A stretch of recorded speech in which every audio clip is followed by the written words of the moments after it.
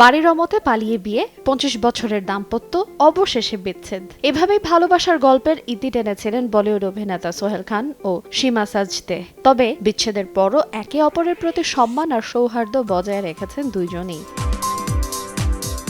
সম্প্রতি এক রিয়েলিটি শোয়ের প্রমোতে একই মঞ্চে দেখা যায় দুইজনকে। সেখানে আবেগঘন কণ্ঠে সোহেল জানান, 25 বছর সীমার সঙ্গে কাটিয়েছেন। সেই সম্পর্কে কোথাও যদি কোনো ভুল থেকে থাকে, তার দায় তিনি নিজের কাঁধেই নিতে চান। তার এমন বক্তব্যে করতালিতে মুখর হয়ে ওঠে পুরো মঞ্চ। অন্যদিকে সীমা জানান, সোহেলের অংশ নেয়ার খবর তিনি আগেই জানতেন। বিচ্ছেদ হলেও সোহেলের নতুন চ্যালেঞ্জ গ্রহণে গর্বিত তিনি। এমনকি একসঙ্গে কাজ করতে হলে দুইজনেরই মানসিকভাবে প্রস্তুত থাকা উচিত বলেও মন্তব্য করেন তিনি। এই রিয়েলিটি শোতে অংশ নেয়ার সবচেয়ে বড় অনুপ্রেরণা ছিল সোহেল সীমার ছোট ছেলে ইয়োহান। বড় ছেলে নির্বাণও বাবা মায়ের এই সিদ্ধান্তে জানিয়েছেন পূর্ণ সমর্থন।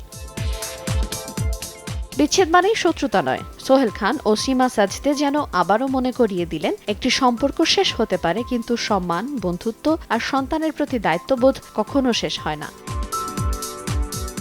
আইরিন আয়াত, সময় সংবাদ।